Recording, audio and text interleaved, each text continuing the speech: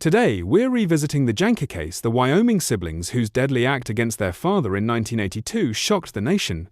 What became of Richard Jahnke Jr. and his sister Deborah Jahnke? Let's find out. In November 1982, 16-year-old Richard Jahnke Jr. shot and killed his father after years of alleged abuse, with his 17-year-old sister Deborah present in the house at the time. Deborah was indicted for aiding and abetting. Richard was charged with voluntary manslaughter. The case brought national attention to child abuse and family violence.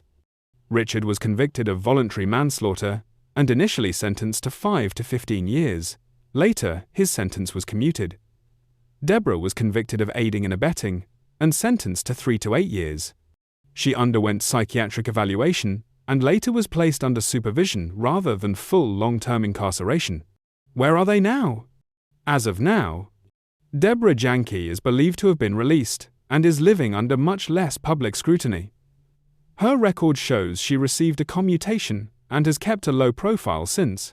Richard Jahnke Jr. similarly has been released from his initial long-term sentence, his case having been considered under commutation and early release provisions. Neither appears to be active or visible in the media, and both appear to be leading private lives away from the spotlight. The Jahnke siblings' story remains a dramatic example of how long-suppressed family abuse can explode into tragedy and how the legal system handled it. Today, they are out of prison, but the footprint of their past remains heavy. Thanks for watching the video. If you found this update helpful, don't forget to like, comment, and subscribe for more Where Are They Now stories.